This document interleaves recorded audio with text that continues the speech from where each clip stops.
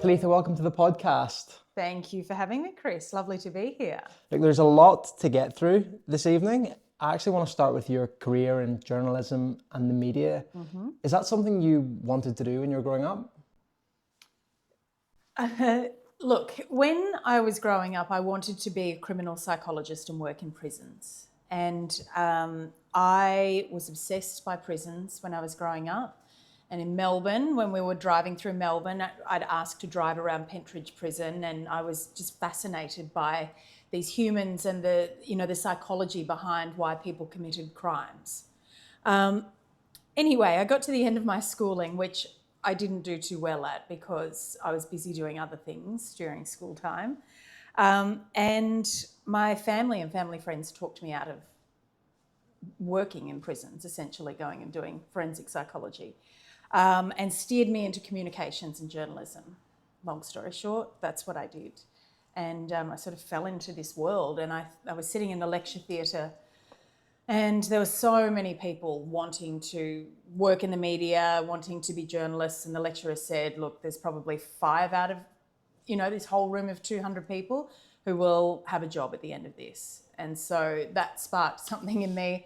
I started doing so much work experience, radio stations, free, work experience at television, whatever I could do to, try to get a step ahead. So was that a bit of fear of not having something when you finished, or was it competitive? Fear. I think I was very much driven by fear at that time. Okay. Yeah. And just circling back on something you said, this fascination with prisons and criminals, where did that come from? I have no idea. It was just something I remember. I would read books about criminals, books about, solving crimes and understanding the criminal mind. And it was like an obsession. Yeah, right. A very strange obsession. And I was a very shy and anxious young girl. So working in television was sort of far from my mind at that time. So did you get a big break? Or how did you actually get into the world then? You did a lot of internships. After all of that work experience, I had these, I can't even remember what you call them now. I had these tapes at the end of tapes at that time. And I sent them out to every TV station in Australia. Got a lot of rejection letters, but then I got one guy in Maroochydore, news director for Channel 7 there, who gave me a little bit of a break and allowed me to come and do some more work experience. I eventually got a couple of stories to air. And then I got a job up in Cairns. So I ended my life on the Gold Coast and then moved up to Cairns for my first job in television. And then how did your career sort of evolve and develop from there? So I was on TV for about, I think 6 to 8 months there. And then I got a call from the Brisbane news director saying that they wanted me to trial for the Brisbane weather presenter role. So I came down and trialed for that, and then I got it. So I didn't stay very long in Cairns. I was there for about 12 months and then moved to Brisbane. Were you doing any weather up in Cairns or No, I was reporting. So I was out on the road reporting, and it was a wild time. It was amazing, Cairns. It was, backpackers and tourists and, dancing on podiums all night and then a microphone in your hand during the day. And it was a crazy fun time in my life. So what stands out from Cairns other than dancing on the tables in Gilligan's? What's the other one? Woolsheds? I can't remember. Gilligan's is one of them. I think it was an amazing news market up there. So we got to see everything from, crocodiles being rescued to, tourists drowning off islands to plane crashes, all sorts of things that come with tourism, all accidents and cyclones and all different things. So it was, in terms of news, it was a great start for me. And then was the move down to Brisbane to do weather, was that a step up then? Or? That was a step up, yes. Okay. But I stayed on the road reporting as well as doing the weather. But there was a strong sense of when I moved to Brisbane, things became really serious for me. And that's when my drinking sort of stepped up a notch. So what do you mean by serious? Well, I just felt the pressure, it was kind of, when we were in Cairns, there were 4 of us in the newsroom. It was pretty laid back. We'd get our jobs done, but it was, a newsroom is a really interesting place because it's an open air office. There's, desks butted up against each other, and then there's the corner office with the news boss. And journalists are, by their nature, critical thinkers. And, I just felt the judgment because I got this job fairly quickly. And I was green and I was learning, and it was a very anxiety-inducing time for me. Just a quick word from me, guys, and please don't skip over this. Do you want a free coffee from me? We're making some really good progress on Spotify and YouTube. I've set myself a goal of having 1,000 followers on Spotify and 1,000 subscribers on YouTube by the end of 2025. So here's what I need you to do. I need you to pause this episode right now, jump into your Spotify app, click that follow button, then jump into your YouTube app, click that subscribe button. It really, really helps with the show, and it would mean an awful lot to me. And as a thank you to everyone that does that, here's what I'm proposing. If you see me out and about in person, and you can show me on your phone that you are subscribed to the podcast on YouTube and following it on Spotify, I'll buy you a coffee. Can't say fairer than that. But here's the thing, you've got to be subscribed on YouTube and following it on Spotify to qualify for that free coffee. How does that sound? Cheers. Well, what was your relationship with alcohol like before moving down to Brisbane then? Yeah, so I'd say my drinking was never healthy. I remember, so I started drinking probably 12 or 13. Same. And yeah. From Ireland, yeah. like a lot of people seem to do now. But I just remember the first time I tried it and the world lighting up for me. And I was just thinking, I am who I want to be. I'm not this shy, anxious young girl anymore. I'm Talitha, and I'm, party girl, and I'm fun, and I'm all of the things that I couldn't be when I was sober. And so that never left, but it just happened that, the more I drank, the more I needed to achieve that feeling. And in the early, by the time I got to Brisbane, I remember when I had my first night doing the weather on TV, and there'd been all of this lead up. We'd done so many rehearsals and training and voice training and all of these things. So it was a big build up. And after I finished on air, my flatmate had hosted a surprise party for me. And I just remember drinking a bottle of wine and thinking that didn't even touch the sides. Like the anxiety and everything moving through me was just sort of, that strong. So, and then it just got worse from there. So were you self-aware at this stage? You've talked about you were aware that bottle of wine didn't touch the sides, and you're aware of the anxiety. I think it's taken some time to realise and reflect back to see that now.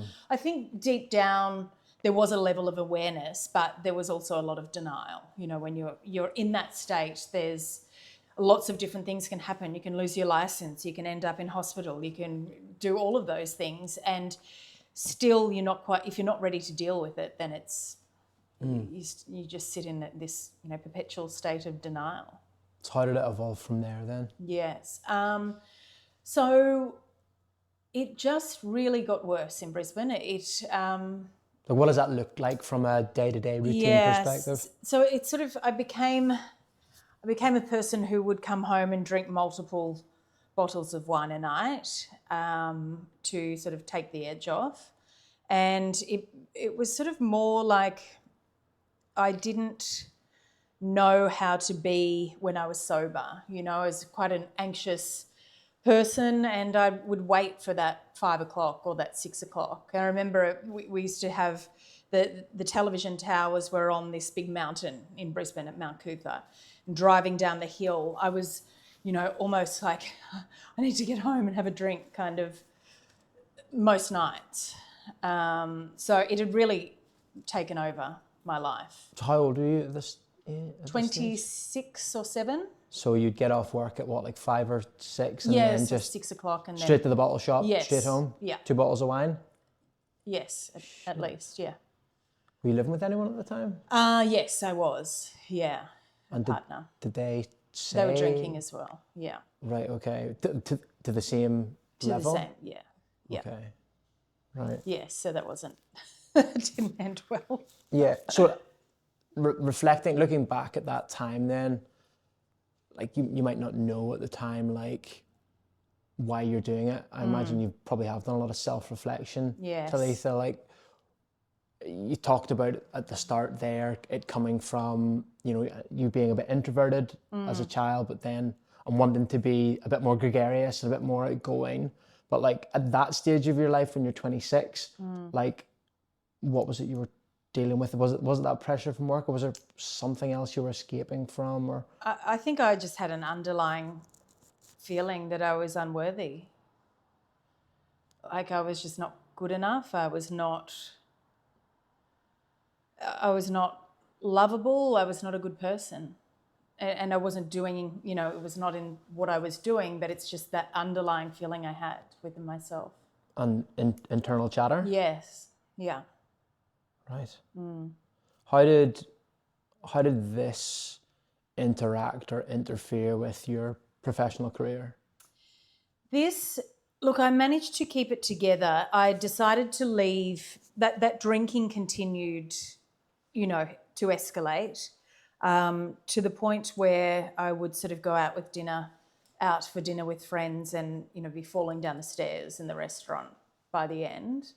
You know, I went to some awards and I had to be carried out of there. You know, it was a regular thing for the nights to end in a bad way.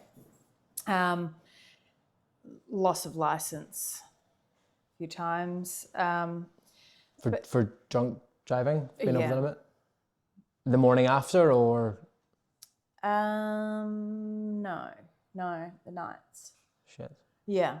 So, yeah, it was really falling apart, but I was in denial because if I still went to work and I put I got my makeup and hair done and I looked like this polished person on camera, then everything was okay, wasn't it? Because I still had my job and I was still making money and I was still holding it all together. So alcohol wasn't affecting my life. Yeah. But how are you feeling in the mornings? Like waking up, I don't know, on a Wednesday morning and knowing you had to go to work that day after 2 bottles of wine or more the night before? Complete denial. Just, you know, double espresso, triple espresso, get up, go, get it done. Was there a sign of a hangover? No.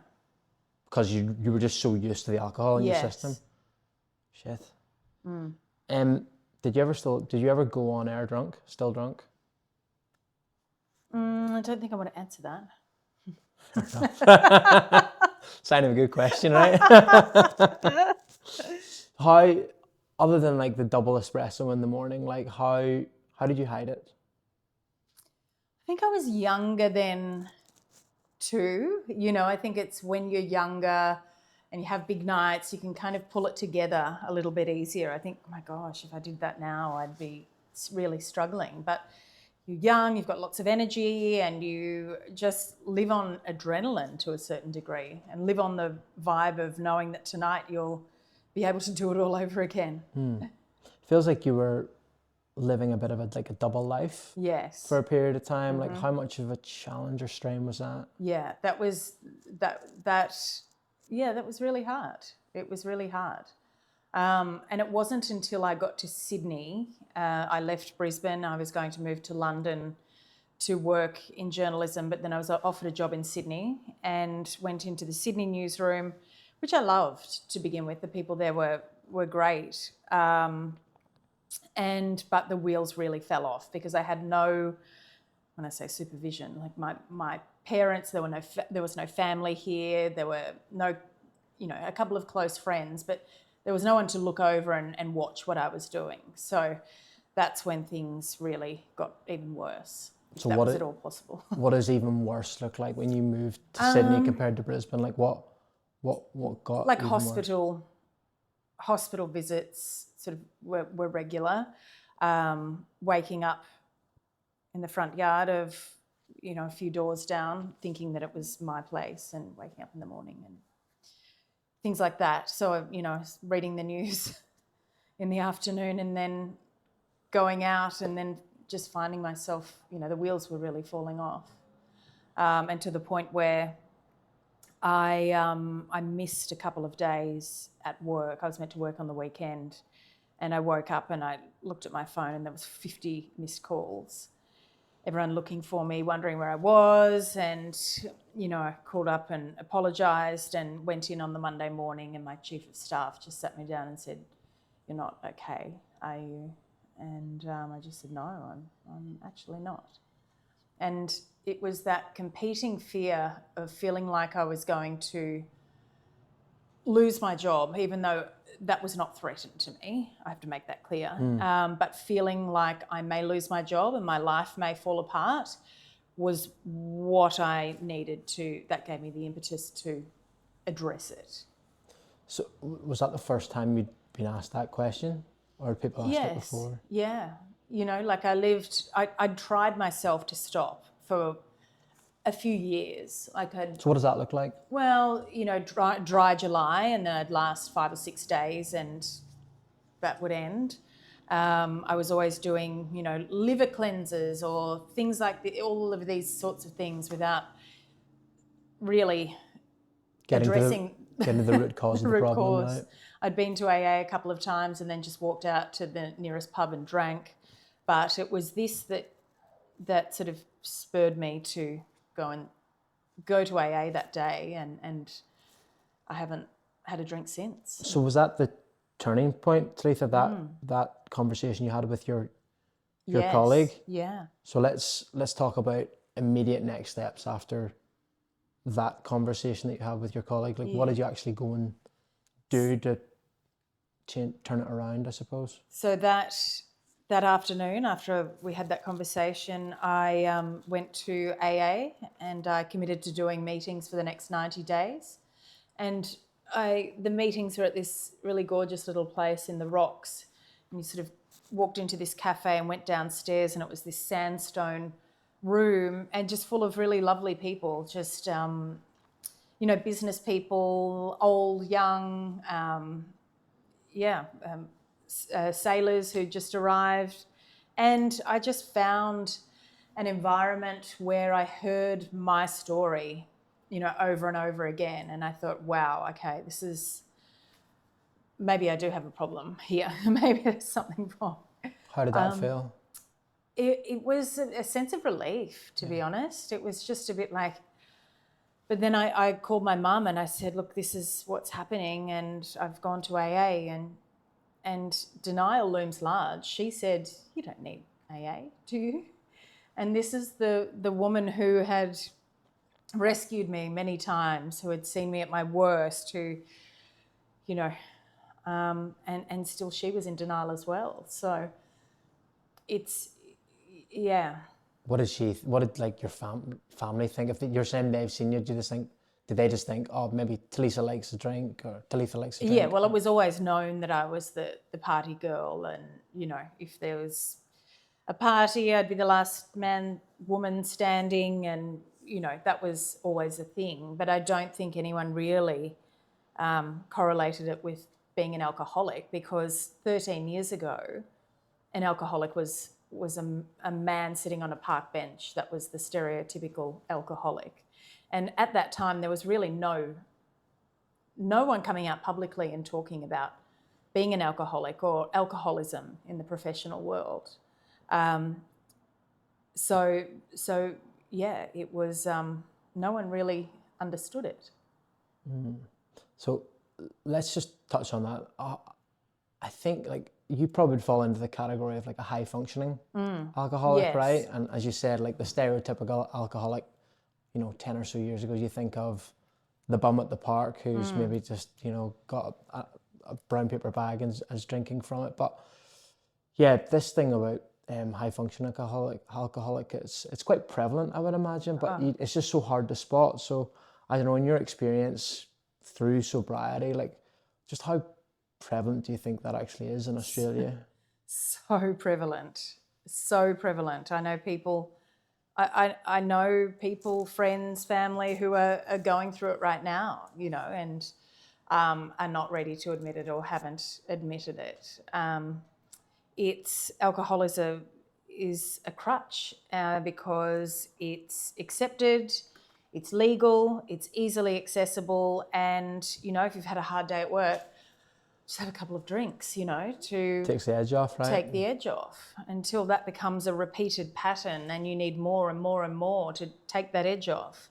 And before you know it, your life's falling apart. And what about the industry that you're working in, like media, TV, journalism? Yes. Is drinking and alcohol, is it quite prevalent in that industry? Definitely. I think, you know, high pressure industries, Yeah, lawyers, I'm sure AMBOs, lots of finance workers, all industries that have those daily deadlines or that high pressure. Yeah, it's prevalent for sure. So back onto the path to recovery and path to sobriety, the AA meetings, the conversation with your family, with your mum, what else sort of helped? So from that day, I completely transformed my life. No more alcohol after that day? I stopped drinking. I committed to AA for 90 days, 90 meetings in 90 days. I started running religiously every day. I stopped going out. I stopped socialising with the people I was socialising with. I turned into a hermit for a good couple of years. And, you know, some people say, oh, I don't want to stop drinking because then I won't be able to go out with my friends. And I just think, well, it's just better to be alive, isn't it? Yeah, it's the harsh reality of stopping drinking, right? So I stopped drinking a year and a half ago. Oh, right. Didn't have a problem. Yeah. Like didn't have a problem. Just this came about, right? Yes. I started this podcast and would rather put my energy into something like this that I'm passionate about rather than hungover energy where you can't really function. It only actually started with me doing a 75-day challenge, and then I just sort of kept going, didn't miss it, kept going. But yeah, the social side of things is interesting. Like you naturally gravitate away from certain friend groups, and you sort of come across these friends that, you know, they're there for the right reasons, right? You find it sort of who your true friends are. Like they want to be your friend without the pubs and the nights out. Yes. The other thing, I don't know, did you have something similar? Yeah, for sure. And there's, you know, there are some friends that you realise that without alcohol, there isn't really a friendship there. Or a connection. Or a connection. I think alcohol's a connector in that way, you know. So it's learning to live without that. But that's a learned skill. That takes time. It takes time. Yeah. That takes time, and I have to say that it's still like I still feel anxious if I'm going to parties or, you know, big events or things like that. And it's not about people drinking in front of me. It's more of a social anxiety sort of thing, which is developed. So, yeah, I don't love parties. I don't love big events. I'm probably, more inclined to stay at home. Yeah. But or socialise with my good friends, you know. Yeah, I know the feeling. Like when there's an event or something on that, you know, you've got to go to. Yes. I've got like my social batteries have like a max of like maybe an hour or two, and then there's usually that point in the night where everyone's noticeably drunk and the chat just falls off a cliff, and I kind of go, right, this is my cue to go. Yeah. But I feel like I'm quite lucky in Australia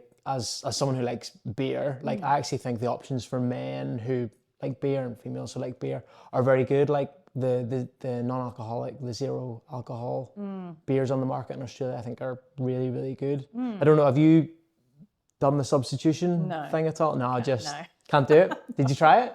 I've got a horrendous addiction to caffeine and Coke Zero. Okay.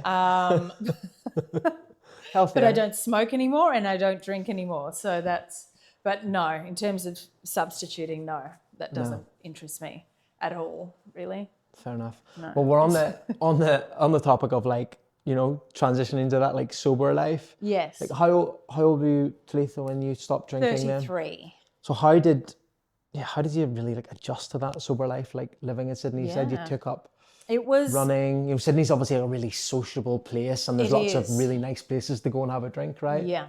And it's based around drinking. What do you do on a Sunday afternoon when you're young and out and, but it wasn't long after, probably 3 or 4 months after I stopped drinking, that I met my husband.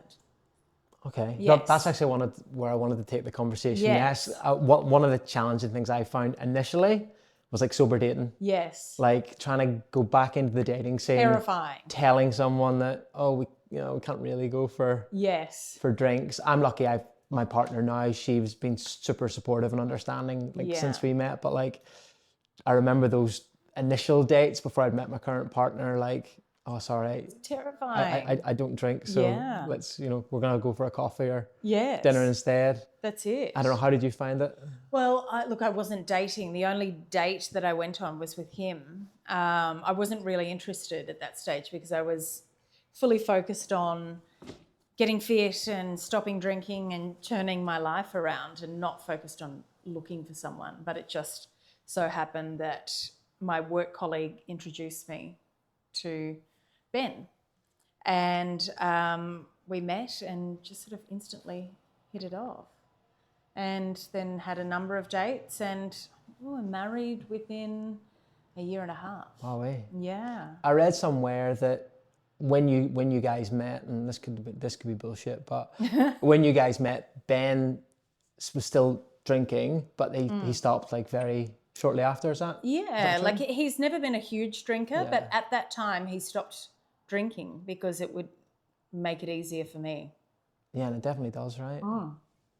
Of course. I think if I was with him and he was out and coming home regularly after drinking, it just would have been so much harder for me. So it was amazing that he did that. And how much did the focusing on your fitness and your health, how much did that sort of help you stay on this straight and narrow as well? Again, It was everything. substituting the time and energy spent drinking into something that's actually good for you, right? Definitely. And I think if you're taking anything out of your life, you need to replace it with something, right? So it was removing the alcohol and then focusing on my fitness. Like my health was really bad in the end. Liver was not good. And I, had lots of chest infections and was just generally really unwell. And then smoking, some nights I'd smoke 2 or 3 packets of cigarettes a night. So I was not in a good state. So focusing on my health and fitness and getting myself, I think I lost 5 kilos within 2 weeks after stopping drinking. And was the gateway running, or was it something else? I think it was just simply stopping putting all of those calories into my body every night. Yeah. Yeah, amazing. Yeah. So how was, you still worked in media and television Yes. for a while after you made the decision to get sober. How was working in the industry, like as a sober person or as an alcoholic? It was hard. Yeah, it was hard because it changed from being, because Channel 7 was in Martin Place, and we'd go for drinks after work, and it was a really kind of fun environment, a lot of young people around, and it just became me finishing work and going home and, becoming a bit of a hermit, really. And I felt a bit, I don't know, I just took a step back from everyone, and I think I just sort of disappeared for a while. So it changed things. You talked about when you were working, I think in Brisbane, you'd finish a day's work and that desire to have a drink, that strong feeling would sort of come to you to sort of help with like the anxiety or whatever after a stressful day. Did you still have that? I was then on medication for a few different things. So that any cravings, it was hard. I'm just trying to think back to that time. It seems so long ago, but it really wasn't. The challenge of, especially after work was really difficult. But I was on anti-anxiety meds. I was on, a medication that would make you very ill if you did have a drink. I was on medication that would stop you, like Valium as well, medication that would stop you from craving alcohol as well. So I had every tool in my arsenal to try to stop it. Pretty strong cocktail of prescription drugs there. But hey, it seemed to have worked. Bondi podcast listeners, this episode is sponsored by Chief Nutrition. Chief Nutrition specialise in healthy, nutritious snacks that cut the crap. My personal favourite is the collagen protein bar, which I have every day.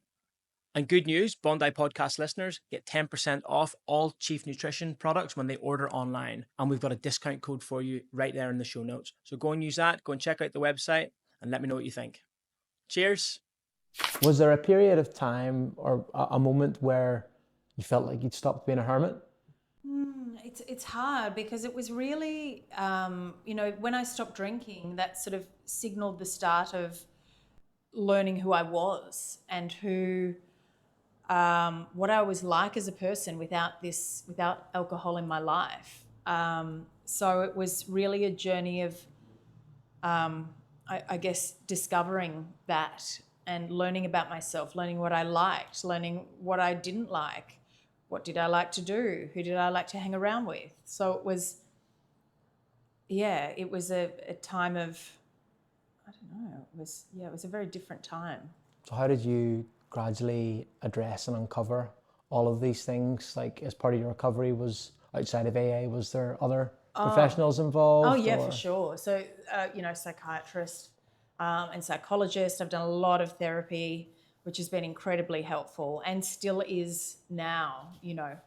I'm quite self-aware, and if things are triggering me, then I go to my therapist once a month and we unpack why things are triggering me and what caused that and why am I feeling like that. So it's nearly 13 years on and I'm still learning about myself, and I will always be. Did you, as part of like that journey through therapy, did you ever get to the crux of the drinking in the first place? Or is it a multitude of things? Yeah, just thrown in the a melting multitude pot? of things, I think, really. Like, where did that, you mentioned earlier, like not feeling like enough. Yes. Like, feeling like you were not lovable. Like, where did all that come from? No, it just, from when I was young, my parents had a divorce and it was just, a hard time. But also I started drinking early, and then some things happened and it just, things, I don't know, it wasn't good. Yeah. Don't know if I can talk about that. Yeah. That's okay. So when did the career change come about? So in 2016, when I had my little boy, I got a phone call when he was 9 weeks old, and from someone in the television industry, and they said, "Oh, Talitha, there's been a shuffling of the deck chairs, and we want to put you in another role." And that role was a 5 a.m. news reading role, 5 days a week. Anyway, what were you doing? I was doing Weekend Sunrise for 2 days. Newsreader. I think we started at 7 a.m. So I was being managed out, and so we went to the Fair Work Commission, and the rest is in the newspapers, and I can't talk about that. So after that, I did a lot of like media training and consultancy. I was going into boardrooms and training, executives to be able to speak to the camera. So did you leave the network at that point? Yes, that was it. I never went back after that. But then it was like a media consulting role for a few years, right? Yeah, lots of different things. I was speaking.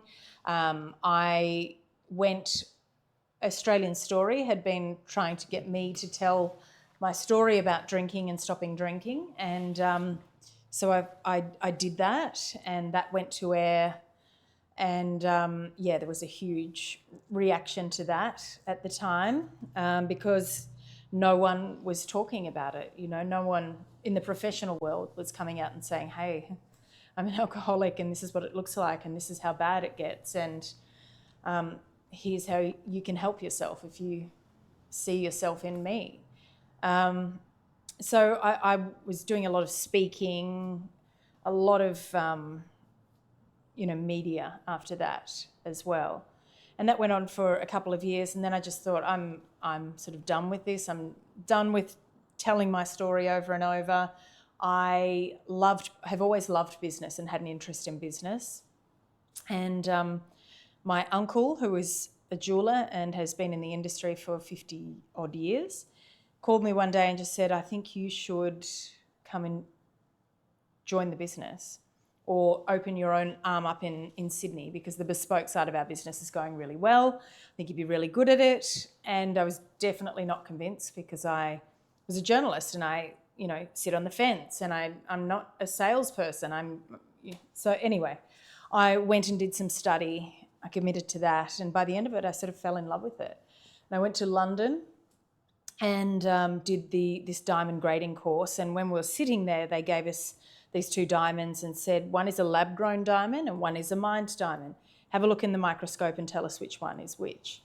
And we're all sort of sitting there going, well, can't tell. And that's what she said. They're chemically and physically the same. And I just remember that moment when she said that. I think a business was born in my head, because I thought these are amazing. Like how they've created the diamond, the holy grail every woman wants on her finger in a laboratory setting. So, yeah. So what drew you in to the industry then? So, what was it about that moment? I just saw an opportunity.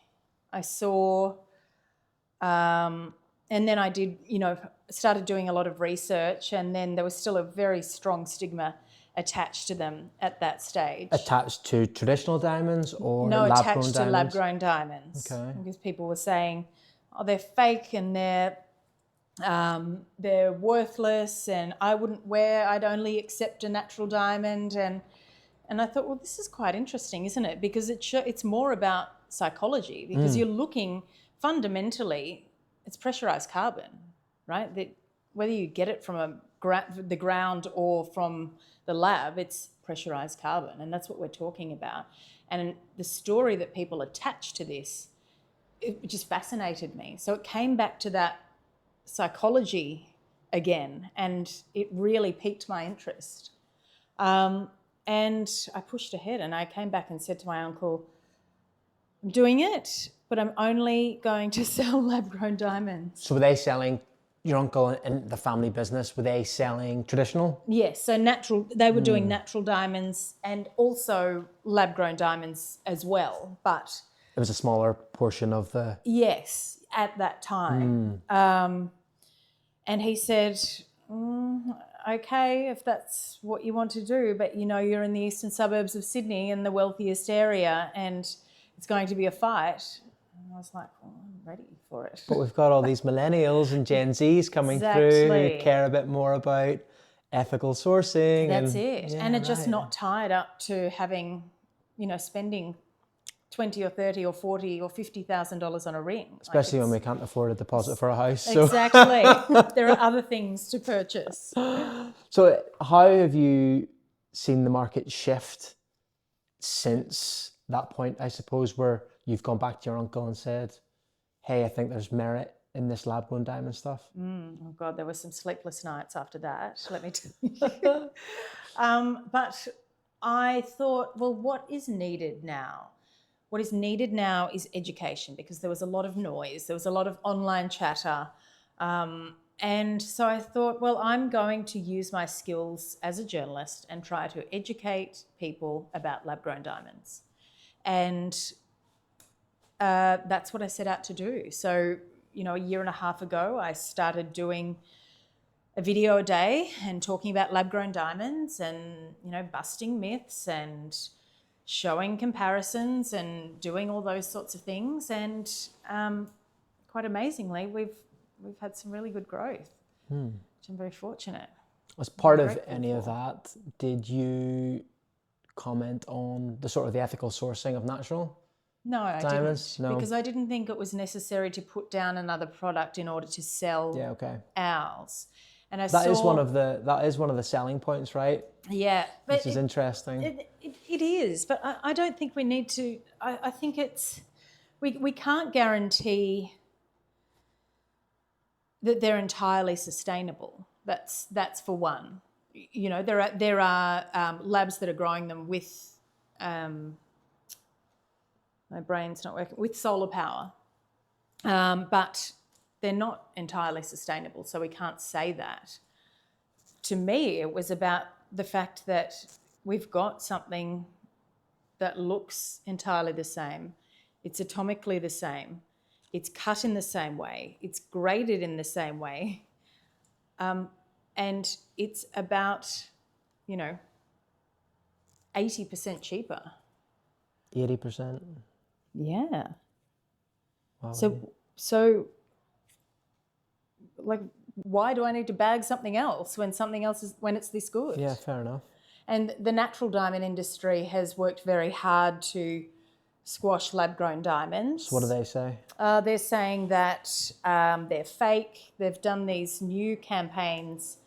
I think it's really sad, actually, that new campaigns where they've got a gumball machine with the dollar on the top and they're putting lab-grown diamonds in there, and I just think it's sad. I feel like it's like the Kodak moment for the diamond industry. Times have changed. Like it's hard to live now. It's expensive. It's people, as you said, millennials, Gen Z don't have money to buy a house, let alone spend $30,000 on an engagement ring. And now this is an alternative. Where do you see the industry going from here? It's hard to say. I mean, the natural diamond industry is giving it a red hot go in trying to market natural diamonds again, but I sort of feel like the ship has sailed. I mean, we sell both. Yeah. Because I got to this stage where I was sort of like, at the start, I thought, well, why would I not sell natural diamonds? If someone wants a natural diamond, they can come to me and source a natural diamond. Diamond is a diamond, if that's their preference. So I sort of evolved in my thinking as well with that. That being said, they're on the smaller percentage of what we sell. So it's more than 50% lab-grown diamonds in terms of what you're selling these days? 85%. Wow. 90%. And how's that changed over the last 3 years? Well, my uncle, I remember I spoke to him last year at one point, and he said, I've got 43 rings being made at the moment, 39 of them are lab-grown. And this was your idea? Yes. They hadn't been pushing lab-grown diamonds that much before you came on? Well, they'd started to sell them, but they were still, doing both. But he said 5 years prior to that, it was the opposite. The 39 would have been natural diamonds and 3 or 4 lab-grown diamonds. But in the last 5 years, the technology has refined so much that most of the diamonds are very high quality. And have you been surprised at that outcome? Did you think it would be that heavily weighted toward? Yeah. You did? How could it not be? Yeah. I mean, that's what I thought and that's what I felt in my gut. But I mean, as I said, there are a lot of sleepless nights because I was putting all my money behind this and hoping for that outcome and thinking that it's just a rational kind of outcome. So it's interesting. I still think there's a place for natural diamonds, and some people will prefer to have something that comes from the earth, and that's fine too.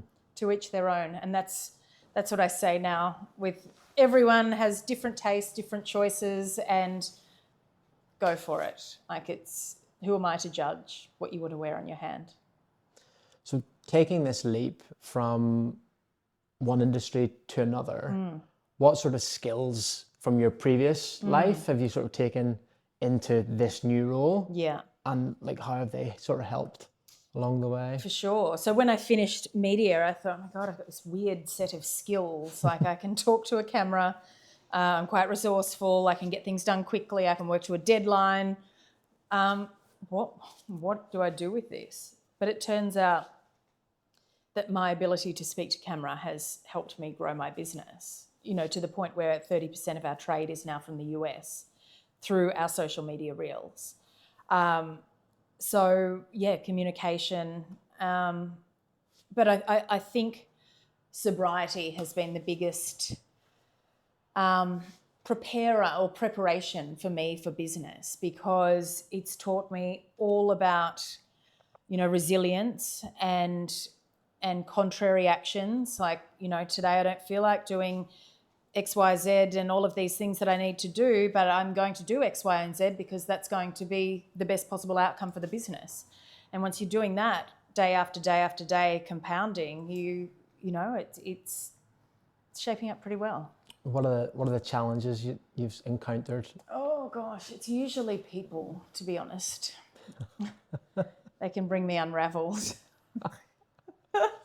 I was taking things personally, to begin with. So if someone wasn't happy with an outcome, then that was a reflection on me personally and who I was. And it went back to that unworthiness kind of button. So a lot of that stuff came up again. Yes. And, yeah, okay. So, but this is where I'm at such a great place now. I've got a great therapist. And so if any of this is coming up, I'm writing it all down. I see her once a month. You've got the list out. Like, got the list ready. Yeah. I got the shopping list for you today. And we go through it and we sort of understand, and we do this EMDR work that is so helpful. And what's EMDR work, sorry? So it's this changes the neural pathways. Okay. I don't really know how to describe it, but it's been very effective to me. So as I'm growing the business, I'm growing as a person. And now as our business is growing, I've got, 2 girls who are working for me, and it's really important for me to be a good leader and a good person and to keep growing so I can help them grow as well. So looking after them and seeing them grow is really important for me. So that's my next stage. I'm about to take on a business coach, he's about to take me on, and really grow in that way. So you've been doing this for 2 or 3 years now? 2 years. What do you know now that you wish you had known, say, like 2 years ago? Oh gosh, I like everything. I still have so much to learn, and I don't know. I feel like I'm, an 80th of the way there. What do I wish? One thing. If you could go back in time and give yourself a bit of advice, say, hey, just, by the way, do this or start this now. It's going to be fucking hard. And it's going to be a really average day, and then something else is going to happen that's going to make it extremely average. And then the next day might be even worse. And you just have to pick yourself up and smile and keep going and keep moving the business. And that is resilience in a nutshell. And for that reason, I think business is all about resilience and just pushing and pushing and pushing than it is intelligence or intellect. Who can fight the hardest?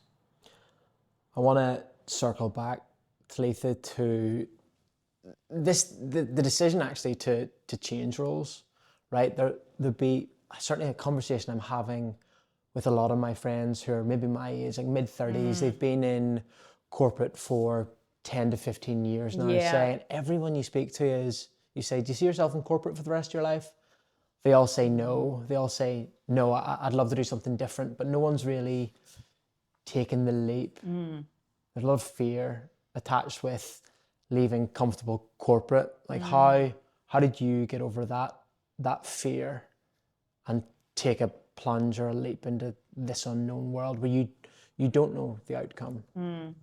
There's a lot of fear around career change because you're in a safe space typically where you are, and you know where your paycheck's coming from, and you know that you'll get 4 weeks holidays and all of those things. And if you have that big list of things to get through, and you're not overly incentivized to get them done on that day, you could spread them out across 3 days, you're still getting paid the same, right? Exactly. But I just look back now and I think, I remember sitting on my cousin's couch when I just finished the London study of lab diamonds and thinking there is no way who is going to buy diamonds off me? Who is going to Massive imposter syndrome. Totally. Like I just thought I cannot actually do this. And then she just said to me, you can absolutely do this. Put one foot in front of the other, do a day of study, go and start your branding, and it was just one day at a time where I was literally fighting myself thinking, I hate this, I don't want to do this, I'm doing this while hating it. But with each step, I sort of built a little bit of confidence and I lent on other people and, people were really happy to help me out.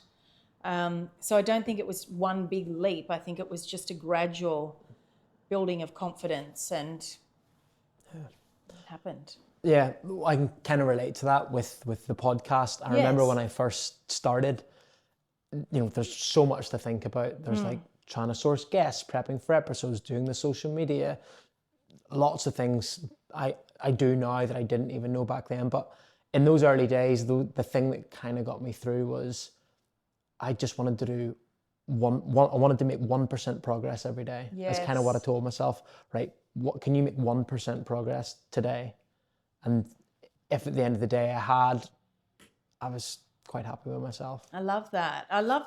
That's so great. And you said, yourself that you stopped drinking a year and a half ago because you wanted to better your life and you wanted to focus on this. Yeah. And that's the way you do it. Sometimes you have to, not sometimes, you have to make sacrifices in order to change your life. Otherwise, you're going to be doing the same fucking thing, watching Netflix every night for the rest of your life, going to work the next day unhappy. That's the hard reality, Yeah. It's not going to fall on your lap. You've got to work hard for it. It's very difficult. What advice would you give to someone who is teetering on the edge but just can't quite pull the pin? Oh my God, do it.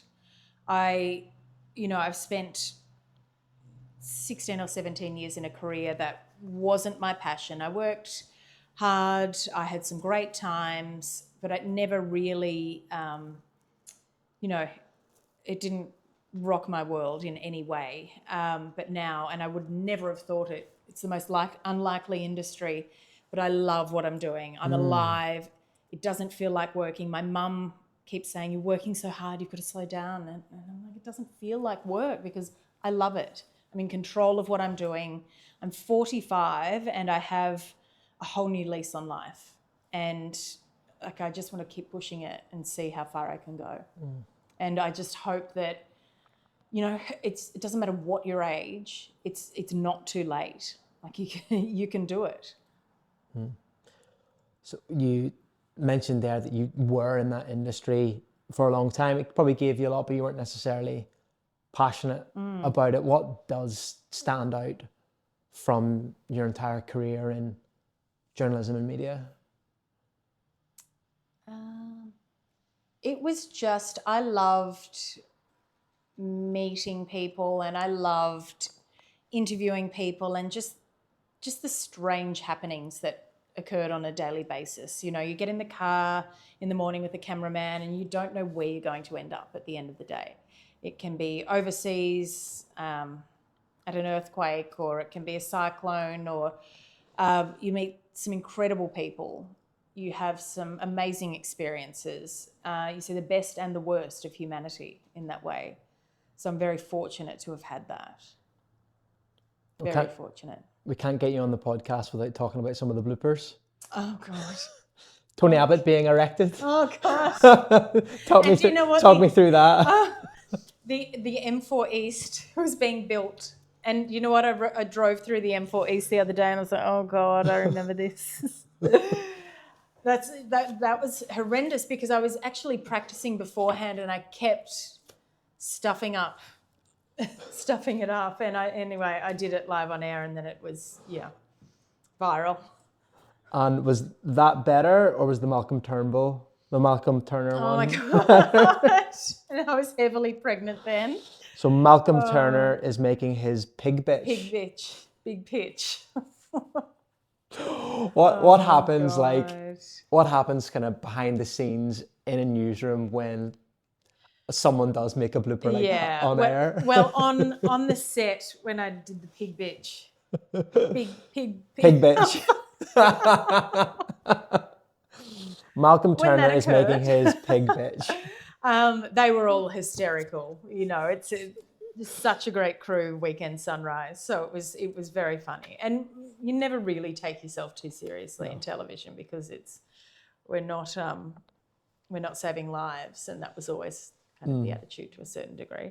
But yeah, we make mistakes because we're on air a lot and we're not perfect and things distract us and it happens. They were a couple of good ones to be fair. They were actually pretty good. I'm sure there were some others that didn't actually see the light of day, but I'm pretty happy about that. Are you a small business or solo entrepreneur who wishes you had more hours in the day? Have you ever thought about hiring a virtual assistant? Well, the Bondi podcast is sponsored by Remote-E. Remote-E specialise in connecting small businesses and entrepreneurs with the best virtual assistant talent in the Philippines to do all those jobs that you don't want to, so you can focus on growing and scaling your business. If this is something you're interested in, the Bondi podcast can get you 2 weeks absolutely free with Remote-E. Just go to the website remote.com.au/contact and enter the referral code Bondi for 2 weeks absolutely free. That's 2 weeks absolutely free. Cheers.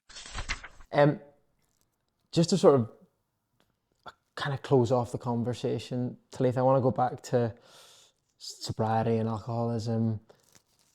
Today, do you still classify yourself as an alcoholic? Does that label sort of stick with you? That's a good question. I haven't really thought about that for a while. I guess so, because I know that if I have a drink, that same behaviour will occur. Like I'm not fooling myself into thinking I can go and have one drink after 13 years and everything's going to be different. So yeah, it's just one of those things that I can't do. I can do so many other things in this world, and drinking is just one of them that I miss out on, and that's fine. Do you ever still think about having a drink? Yes, yeah. But I also, and I'm sort of thankful for it. I have a very, that addictive gene is alive and well, as well exampled by my, coffee, caffeine, Coke Zero addiction, food from time to time. So I just know that it's alive and well. So I can't take the risk of having a drink. But it still pops in? Oh, of course. Like daily basis or?